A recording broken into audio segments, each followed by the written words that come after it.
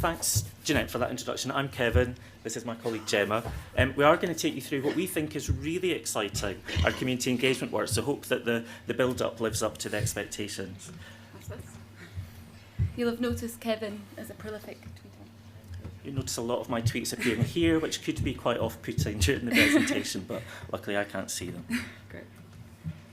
Okay, so just to remind you, Jeanette has introduced this evolution diagram. So we're going to talk about the bit sort of in the middle, the community engagement and the co-design workshops, the work that we've done with the community on the ground. Then we're going to lead into our colleague Mary, who will take us further forward in that cycle.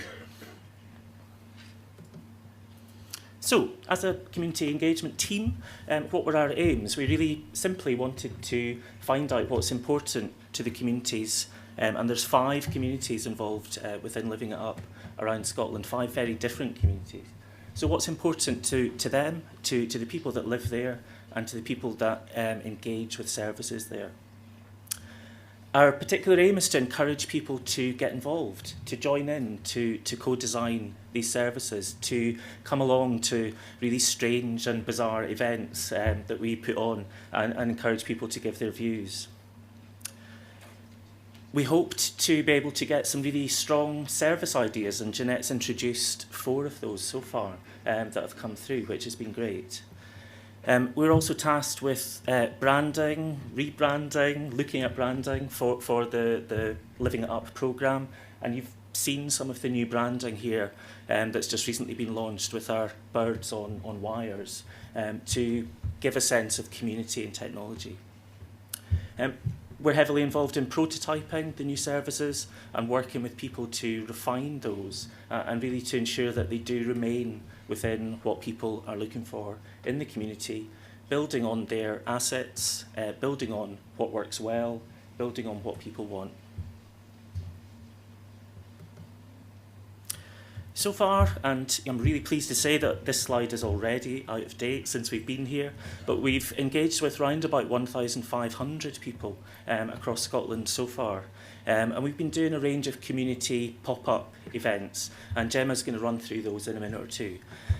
We've also done a selection of targeted one-to-one interviews, which have been really, really insightful and really interesting to do, as well as some focus groups with professionals, with carers and with other community groups. We've so far done 8 prototyping workshops to move some of the services forward, particularly focused around the Hidden Talents service, which Mary's going to talk about a bit later. And we've also launched our Come and Join Us co-design community engagement website. The address is at the bottom of the slides here. Okay, so just going to give you a whistle-stop tour through some of the engagement tools we've been using. The first one you've heard a lot about, I'm sure, but it's the Hidden Talents tool. We took that out into the 5 different communities and we asked people what their hidden talents are, which is actually, for Scottish people, apparently a very difficult question to answer. We're all very self-effacing, but we asked them what their hidden talents were. We asked them how they would and if they would like to share that with their community. And we also asked them for a bit of a hint about what they thought could make their life better.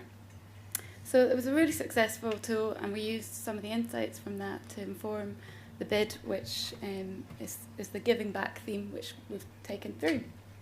So rather than talk about what they said, we've got a little bit of a clip, which I think you can play for me in the back. Fingers crossed. I think doing things for other people is more of a happiness than doing it for yourself. At the end of the day, anybody who is helping somebody else should feel a lot better within themselves. You know, that's how I feel anyway.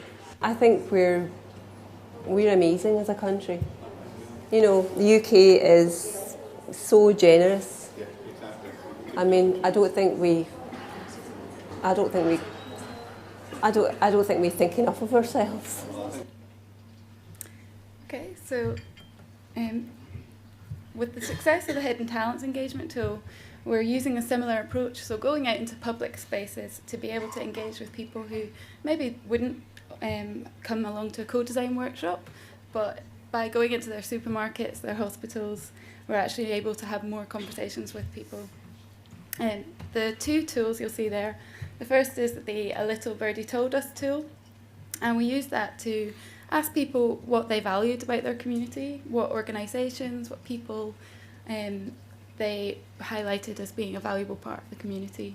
And we asked them to post thank you cards into our bird house posting box, and we then got back in touch with the people they wanted to thank and invited them to join.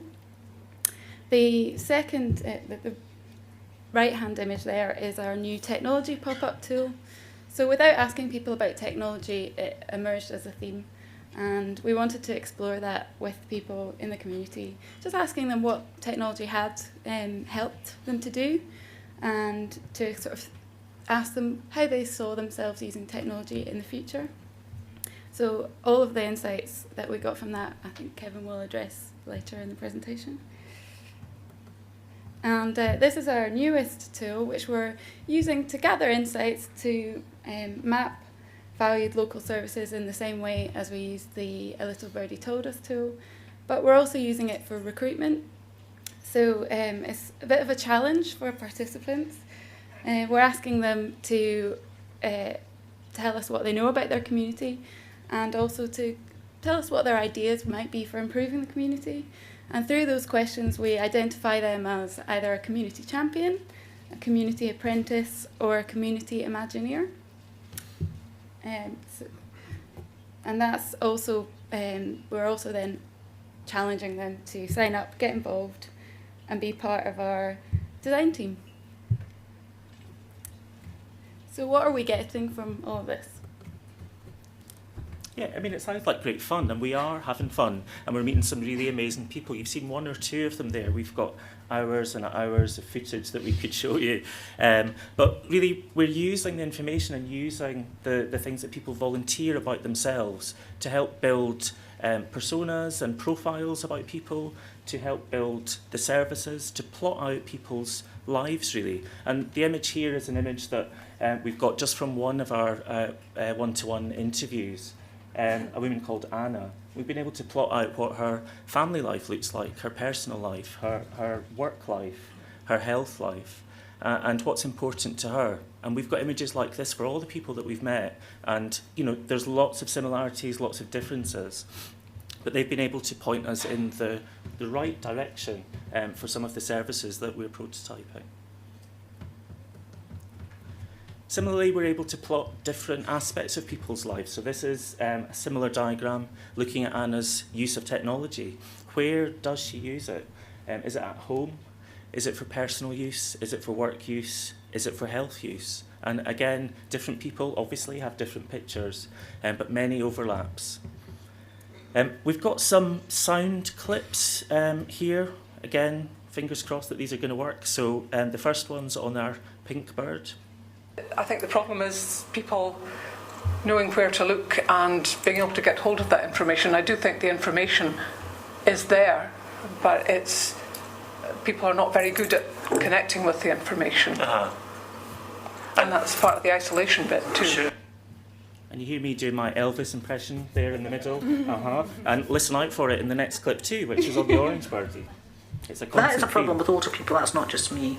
We're far thriftier. We remember rationing. We remember when we didn't have things in the 50s. And we were brought up always to save and to look after things because you weren't going to get another one. And that's why we're a wee bit scared.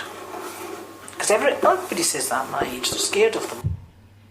So we met great people who volunteered great information, and we're hooking those people back in, keeping them involved, keeping them joined up, joined in, and using them. They're really keen to be used in that way to co-design the different approaches that we have within Living It Up. So, what are we learning? And we're constantly learning. As Jeanette said, it's an iterative process. On that evolution slide, if you can think back to that. So far we've got a range of key insights and themes that we've been exploring. As Jeanette said, they're there, giving back. People want an opportunity to play into their community and use their strengths and skills. They want to be able to find good local information. not just about health and social care, but about things that are going to help people to stay happy and healthy in their community.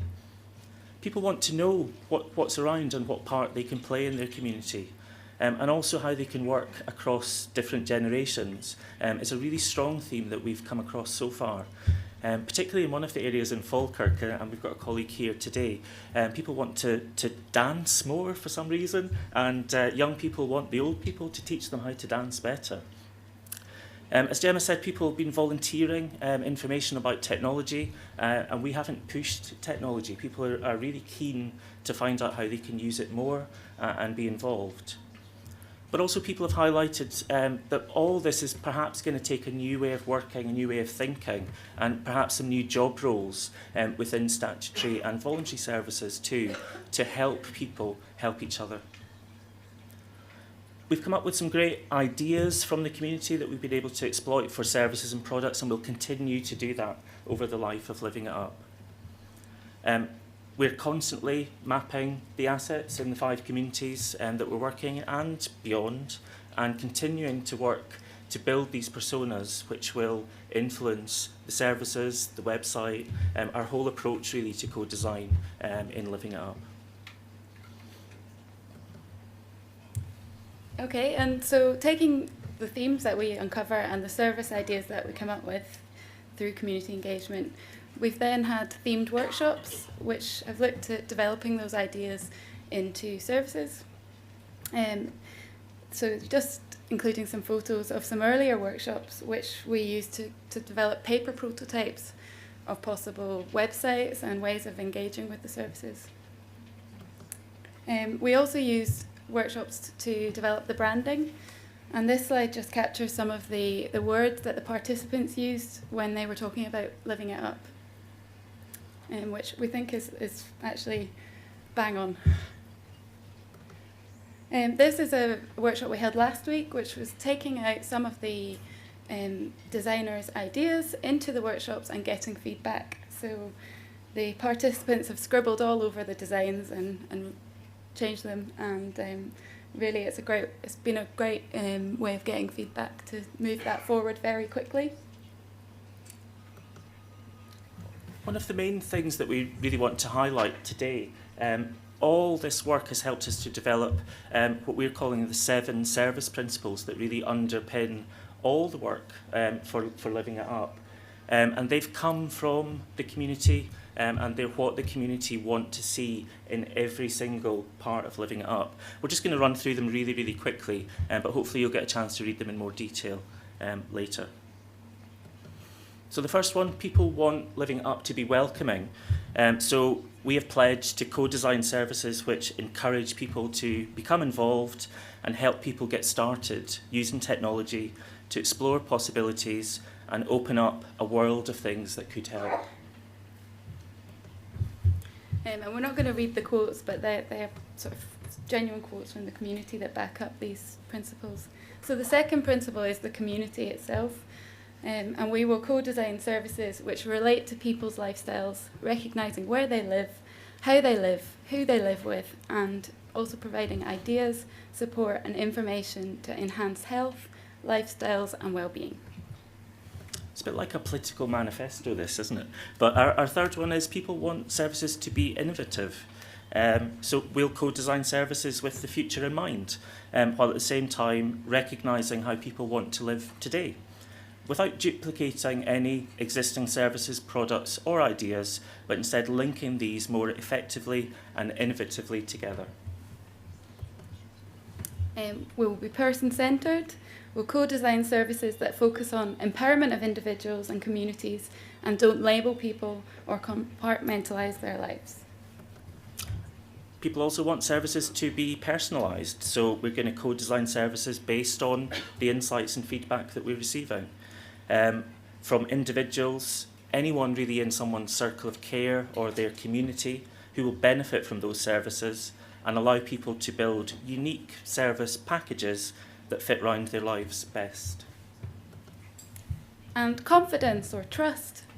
Living It Up will co-design services that support people to test drive options and encourage people to try before they buy, to find the best solutions for them and maximise usage and provide insights for others.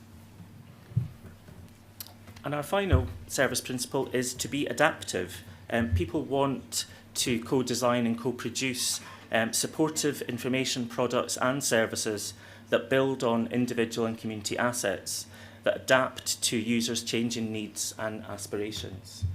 Hopefully none of these service principles are new, but they have definitely come from the community. This is what people want. And all our services in Living Up will sign up to this manifesto and use these service principles to take it forward to ensure that those views continue to be heard throughout. Okay, so we're now going to introduce Mary, who's going to talk a bit about how she's used these to develop the services.